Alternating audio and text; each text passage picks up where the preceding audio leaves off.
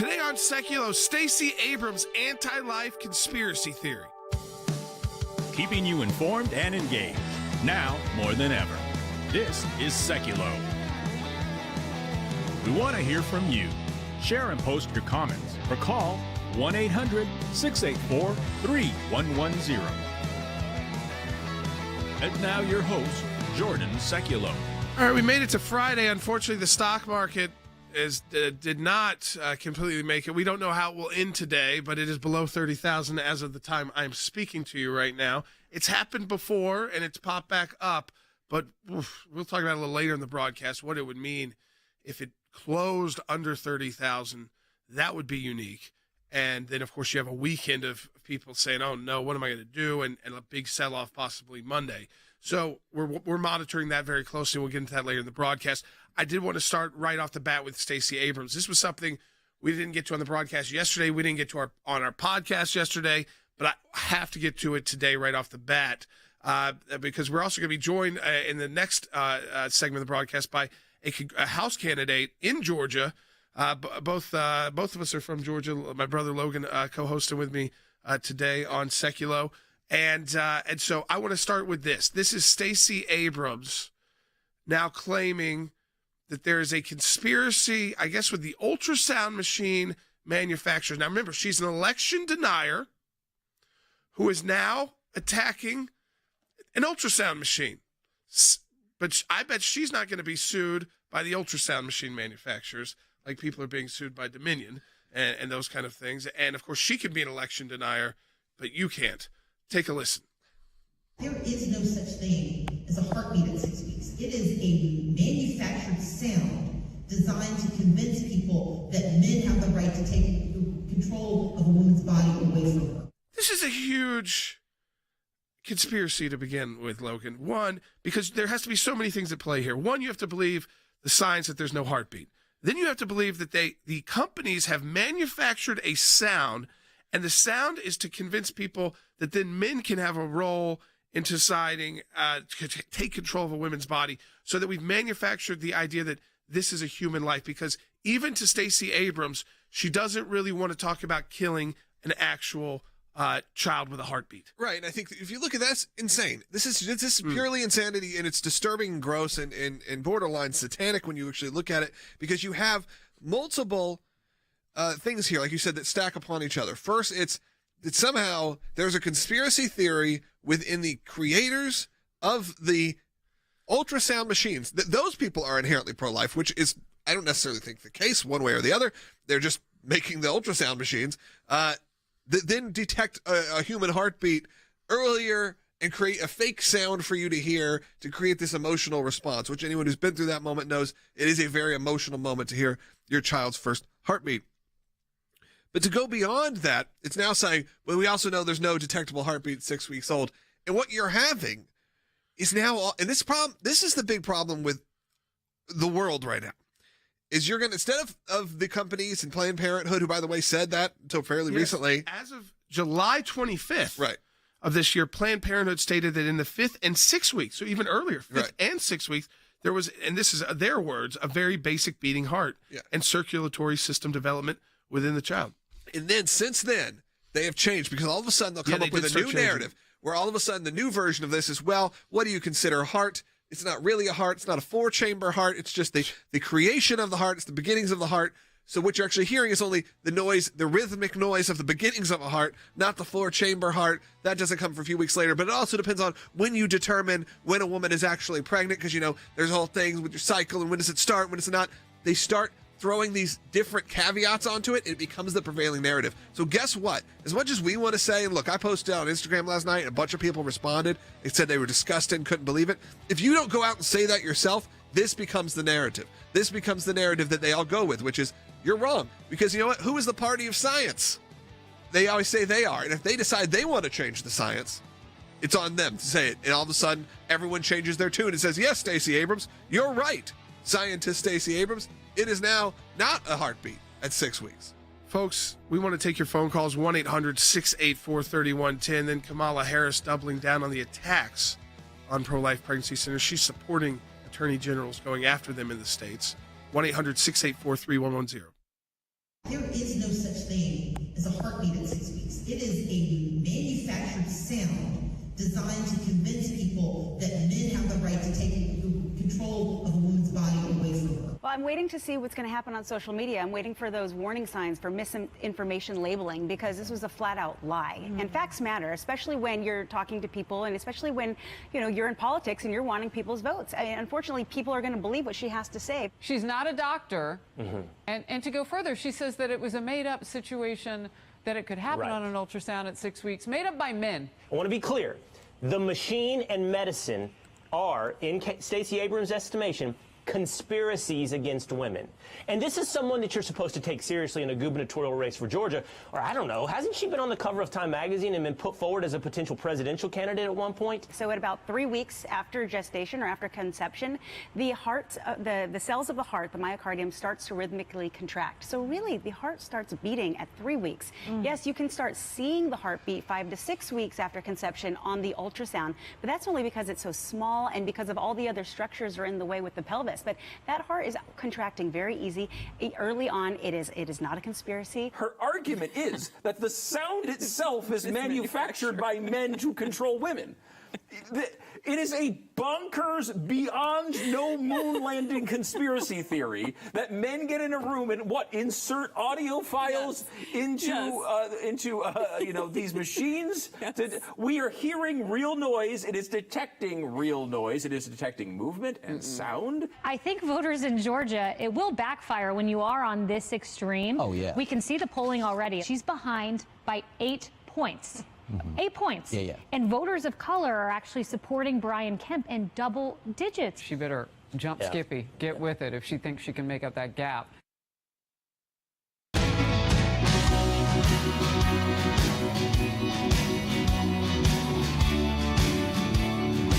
All right, welcome back to Sekulow. We are taking your phone calls, 1-800-684-3110. That's 1-800-684-3110. Let me play it for you again. Stacey Abrams. Then I'm going to play Vice President Harris. This kind of coordinated attack, and Planned Parenthood right in the middle of it, because I want to remind you right now that as of July 25th, Planned Parenthood acknowledged the fetal heartbeat. That's what they call it, starting as early as the 5th week. Okay, now listen to Stacey Abrams. There is no such thing as a heartbeat at 6 weeks. It is a manufactured sound designed to convince people that men have the right to take control of a woman's body away from her. And why would then the men decide we're going to do it at 6 weeks or 7 weeks, or this whole conspiracy theory that men are behind the ultrasound machine manufacturers. Which, by the way, it's not like the American Medical Association has a real pro-life position. That's what I was saying. That's the weirdest part of a lot of this. It's not necessarily just the concept of now denying that there's a heartbeat at 6 weeks old, which I think is ridiculous to start with. It's that there is a right-wing conspiracy within the medical companies to create a machine to then manufacture a sound that, for some reason, though, every medical office that provides ultrasounds and things like that in the nation has. And that when you buy one that you can use personally to check the heartbeat of your child, that somehow that's not real. That's not what you're listening to. Everyone's bought into this. You're right. Now, essentially, like they're the most conservative medical groups. Look, I think a lot of us probably have had experiences with having children where they go over some of the risks of childbirth, and then maybe you've had a bad doctor who has suggested things you weren't for. I have, and with that, you find somewhere else to go. Not once did they say, by the way, this heartbeat you're hearing, this is a manufactured by a man device. If you want to talk to us on air about this, 1-800-684-3110. That's 1-800-684-3110 to talk to us on Sekulow. I want to go to the phones. David in Illinois online too. Hey, David. Hi, thanks so much for taking my call. I just thank you for all that you've done, and I am a supporter. I have went to Southern Illinois University in Carbondale, Illinois, and 38 years ago, thank you. And we started in the animal industries area using the sonogram when it first came out on sheep. We would check the ewes for their pregnancy, whether they have singles or doubles. And I can tell you that sound machine was not, because we found dead ewes or ewes with dead children or let's just say lambs inside. Right.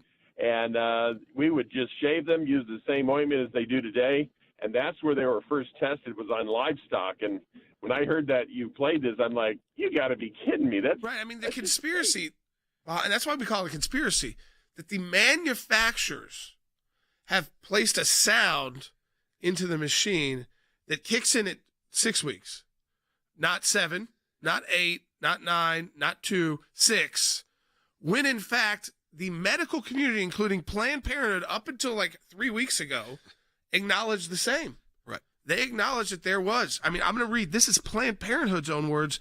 Now, they've taken this off their website. This was in there in July 25th, so a couple months ago. They said, quote, Planned Parenthood stated that in the 5th and 6th weeks of gestation, quote, a very basic beating heart and circulatory system develops. Right. And this machine would then pick up on that.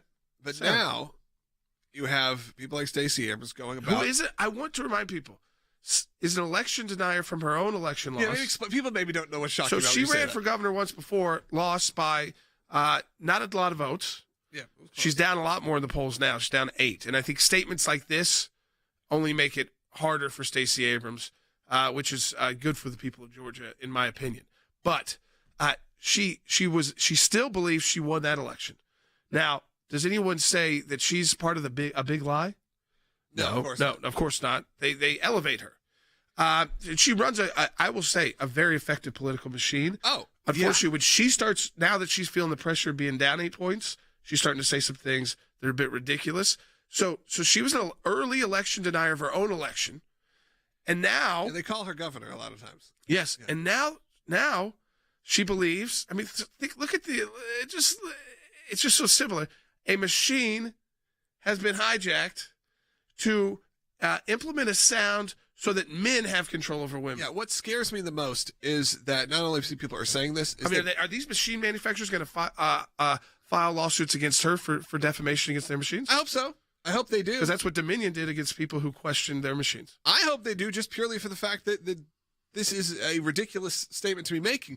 What makes me the most nervous is that people put a lot of stock in what these people say, including specifically Stacey Abrams. Like you said, she is a very popular and national figure who who's been on Star Trek as a captain. She is a character a person known well beyond the state of Georgia. And when you start saying these things, and it's what happened with Planned Parenthood, and it's what happened now, is big abortion coming up with a new way around it. And this will become the prevailing conversation. I'll be having discussions with my friends who are pro-choice in the next few weeks, and I guarantee you this comes up, which is there's no heartbeat 6 weeks. This is going to be a new statement that's being made because they treat anything they can. We can't now, and we now cannot use the machine to show you because the machine is which then ties manufactured. Back into the pregnancy center. It is a manufactured sound design. Now here, let's go to this. So there's Stacey Abrams. Then you have Vice President Harris. She's talking to Democrat attorney generals, and listen to what she's praising them for who she's praising them for going after. Take a listen. As it relates to the work of attorneys general, Dobbs also intentionally shifted the fight for reproductive rights to the states. So as the chief legal officer of your state, you, because I've been watching you, are bravely defending reproductive freedom. You are taking on rightly the crisis pregnancy centers. There we go. These are pregnancy centers that have been firebombed, defaced.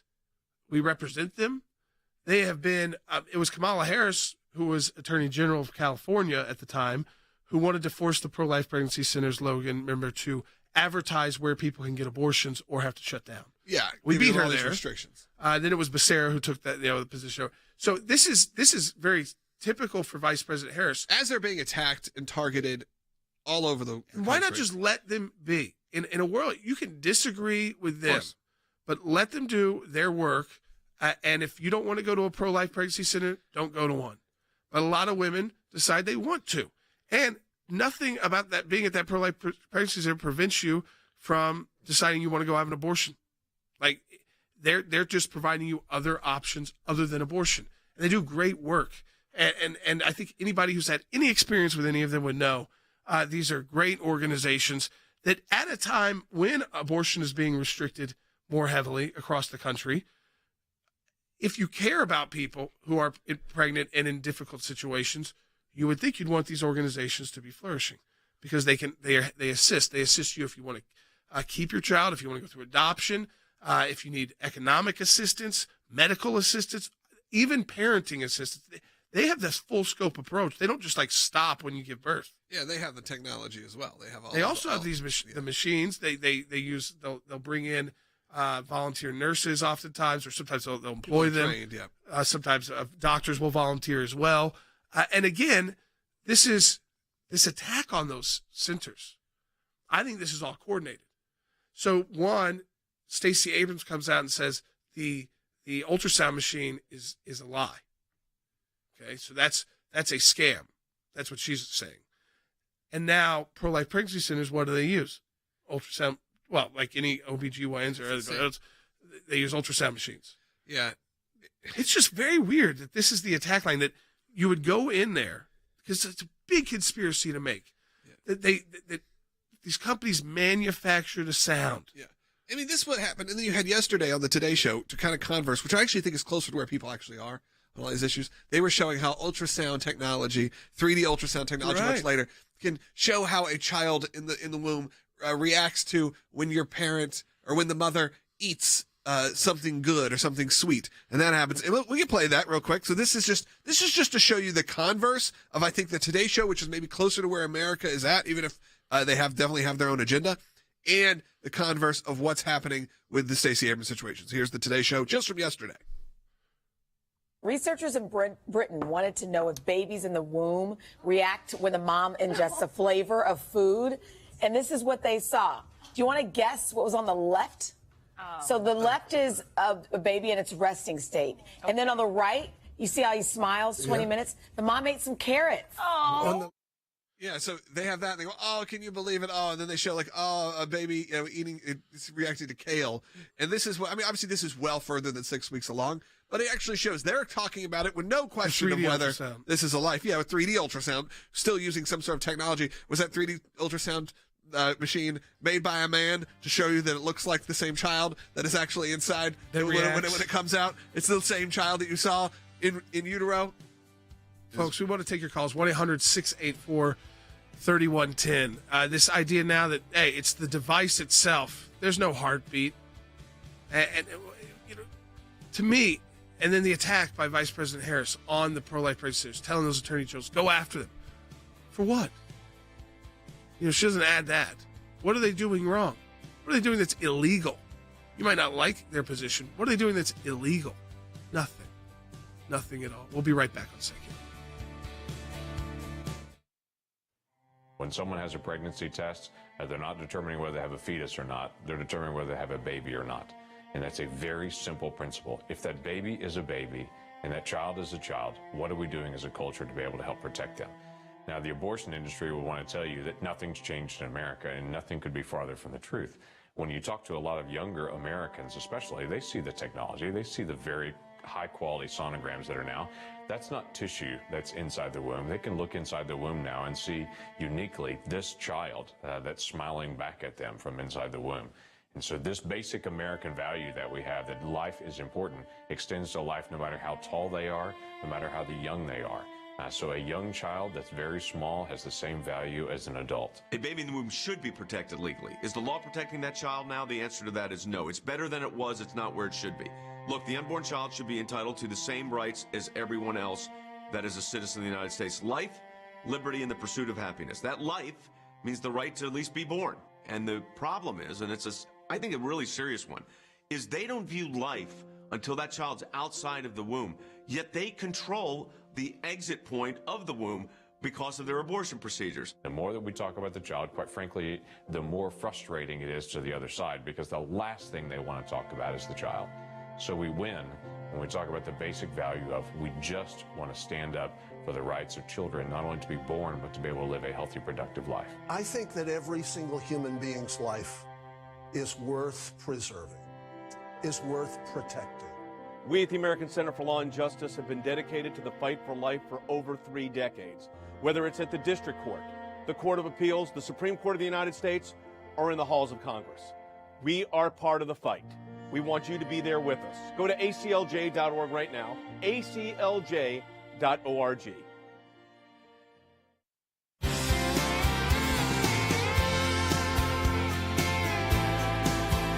Hey, welcome back to Sekulow. I see the calls coming in. We'll get to your calls shortly on the broadcast at 1-800-684-3110. I want to bring a good friend of mine on who I always like when good friends of mine who work in the world of whether it was politics or their communities and have, in Chris's case, even working as executive officer with the Georgia Air National Guard, who then make that decision to put themselves out as candidates. In a tough primary, it was Georgia 2. There's a 14-term Democrat there, but things are shifting. And Chris West is joining us now. Hey, Chris, thanks for joining us on Sekulow. Great to be with you, Jordan. How are you? You know, Chris, I want to talk to you about your race. One, you won a tough primary. We're past that point now. But you're taking on a 14-term incumbent, someone who's been in Congress 28 years, Sanford Bishop, who has made some major left turns in his career as a Democrat. But what was the impetus for you to decide this is the time for you to put yourself out there to run, to represent your community in Congress? Well, I love our country. I have 3 small children, and when you look at what this administration has done to our country just in the last 2 years, and I looked and said, if my resume is what is going to be the best thing to stack up to flip this seat, then I've got a duty and obligation to run. So we prayed about it, and we felt led to do it, and we got in and ran hard. And, you know, we shocked a lot of people by winning a primary that a lot of D.C. interests were behind one of the other candidates. But our message resonated, and that's why we were successful against long odds. And I tell you, that's why I think we're going to surprise a lot of people in November. It's chriswestga.com. That's to find out. We can maybe put that in our chats too. chriswestga.com for Congress, because this has become, Chris, and it's one of the reasons I brought you on our national broadcast. It's become a national race. You're being targeted by the DCCC. They know this is a top seat that you have the potential to flip Republican. Yes, that's right. Nancy was in the state, I think, the week before last. The DCCC has now committed over $5 million against us, and that is because my opponent is reliable for Joe Biden and Nancy Pelosi. He votes with them 100% of the time. We're in a swing district and a swing state, and this really is ground zero in the fight for freedom. And that's why folks are getting engaged behind us and recognize what's at stake. We have got to win the House. We've got to get a majority in the House in January to stop the Biden-Pelosi agenda, and that's what we're going to do. You know, Chris is an attorney as well, but you grew up with a family with really deep roots in the community in Georgia's 2nd Congressional District, and specifically in what is a heavily agricultural district, and your family's been in that for generations as well. I mean, to walk people through, because sometimes I think people hear Georgia, and if they're not like us and they're not from the state, they weren't born there, they think Atlanta, maybe Savannah, and maybe somewhere else, but like they don't really realize that the role that agriculture plays in much of the state. That's right. This is a district in middle and southwest Georgia that we've identified over 5,000 people who they say that they are engaged in agriculture. The business that they own is in agriculture. My family's business is an agribusiness, and it's critical it's the backbone of our economy. It's the number one industry in the state. And, when you just look at the influence of China and how they've, with energy policy and food security, you recognize the importance of agriculture. And what these folks down here recognize is they need a fighter to stand up and represent their interests, to push back against the regulations from the EPA, IRS, and otherwise coming out of D.C. that's harming their businesses and their farms. That's why we were in part successful in the primary, and that's why we're going to be successful in flipping this seat because we've had many farmers. I mean, almost the whole industry wholesale has come over and supported our campaign. We have a Farmers for West coalition that every day is rolling out new farms, and I think I was earlier this week with about 35 farmers up in a rural county that about 90% of them were Bishop supporters 10 years ago, but the left turn that he has taken has just driven them to the point where they can't stay with him any longer. Yeah, I was going to ask you, Chris, because I really like to hear this from people who are out there like you, who are running for office. When you talk to people, what's like first on their mind right now? Is it economy? It seems like that is what we hear nationally. Is that what people are talking about in Georgia's 2nd congressional district? Absolutely. It's fuel, it's food, and fertilizer prices. And it's crushing the folks who are just out working, trying to make a living, running their small business, running their farms. I've spoken with farmers that they didn't plant large tracts of peanuts this year because they did the risk analysis with their input costs, and they just said it's not worth the risk. The cost of fuel and fertilizer is just too high. We can't do it. So they really need somebody who's going to represent them to get an energy policy. Republicans, they've put forth 6 energy bills that the Democrats just struck down and wouldn't even hear it. So we've got to get an energy policy in place to get America energy independent and bring our costs down. Yeah, to me, and again, Chris is a personal friend. Even if you're outside the district, I encourage you. This is a race now. I know it's important to get your support, and Chris has it at the local level. But it's becoming a national race. As Chris said, he's got $5 million from the DCCC, the Democrat Congressional Campaign Committee, coming at him and his family. He's got a beautiful family, 3 children. He serves in the Air National Guard in Georgia. He's an attorney from the ag community, understands, he's dedicated to this district. And so I encourage you, even if you're outside of Georgia too, and a lot of our listeners would be, to go to his website, chriswestgeorgiaga.com, chriswestga.com, and support him. Because this is how you take back the House, Chris.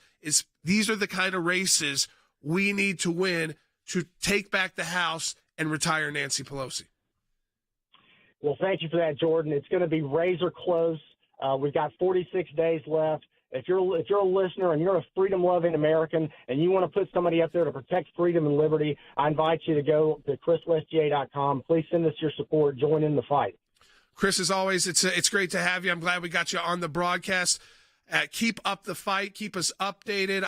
I'm a supporter of your campaign, as you know, an early supporter when you were in the primary and a supporter now. And I encourage people to do it, to check you out, learn more about it, because, again, the Democrats are watching him and they're spending money against Chris because they know this is the kind of seat where you could see a red wave. So chriswestga.com. Chris, great to have you on the broadcast. Yeah, and we have to mention, obviously, this is radio. We've reached out to the other candidates. Sanford Bishop, yeah. Yeah. That 14 term, he used to be, and Chris would say this too, used to be a fairly moderate Democrat, which is why he would get the support of a lot of this ag community. The Georgia Democrat. Yeah. But he took that hard left turn that so many Democrats have who have gotten complacent. Some of that is like, after 14 terms in Congress, you think you can't be beat.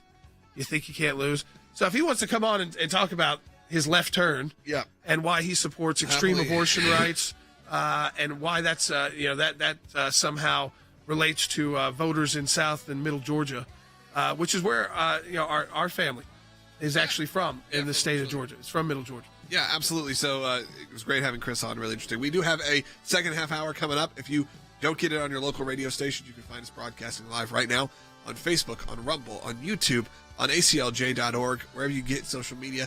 You can catch us later on all replays on all of those outlets. And Jordan and I have a brand new podcast. We're going to talk about that coming up. The Sekulow Brothers podcast, available on all your favorite podcast players. At SekulowBrothers.com, you can see the direct link to go there. We'll be right back. In my time in service, both as the CI director and as Secretary of State, I watched the good work that the ACLJ was doing here in the States and all across the world. The ACLJ's work at the UN overseas is incredibly important. We have on our team policy experts. They're all engaged in foreign policy issues. We actually try to go in and do something positive and actually affect change. We had a series of cases primarily dealing with religious liberty. Nations that had more religious freedom had better democracies. We've taken the First Amendment, and that has been our cornerstone. It's to defend the rights of people of faith. We not only hold our government accountable, but we hold other governments accountable. You have to actually be committed to fighting it out, or else you'll never win. Your support of the ACLJ enables us to do all of this. Go to aclj.org today. That's aclj.org. Keeping you informed and engaged. Now more than ever. This is Sekulow. And now your host, Jordan Sekulow. All right, folks, welcome back to the second half hour of Sekulow. Packed first half hour. We're talking Stacey Abrams. We're talking Vice President Harris and their attack, Vice President Harris' attack on pro-life pregnancy centers. Stacey Abrams with this conspiracy that ultrasound machines have been manufactured to play a sound, so it sounds like there's a heartbeat at 6 weeks, but that's only because so men can control pregnant women. I've had 3 children. My wife has had the 3 children, but father of 3. Yes, we understand. We were just talking to Chris West in Georgia. He's a father of 3. Logan, you're a father of 3. Yes. We have the at-home machines we've used. The technology is gone to the point for $19.99, I think, on Amazon. You can run your own ultrasound, the basic kind. Yeah. And pick up the heartbeats. 10 years ago now. My son turned 10 in a that's couple not weeks. new. There's nothing new about that. And look, we had to deal with it a lot. We had a high-risk pregnancy with twins. So we were in there continually checking for heartbeats. We were checking ourselves because you had to kind of continue to look at when you have identical twins. There's obviously a lot of things that can go wrong. So this does hit home a little closer to go, oh, you're the person who's going to tell me that what you're hearing is not really a heartbeat, that's a manufactured sound by some ridiculous right-wing male conspiracy where they're controlling the machinery that somehow creates a fake sound, like you said, not at 1 week, not at 2 weeks, not at 5 weeks, but at 6 weeks. It's quite disturbing. And people need to look out for these kind of situations. And it's easy to be the person who comes on here and says, look how ridiculous it is. But there are thousands, if not millions of people that are listening to this, and we'll play it right now, who think that this is the truth. Take a listen. There is no such thing as a heartbeat at 6 weeks. It is a manufactured sound designed to convince people that men have the right to take control of a woman's body away from her. I mean, just the jump there, the multiple jumps there, that it's a manufactured sound. Now, I don't think Stacey Abrams has had a pregnancy. We don't know the information.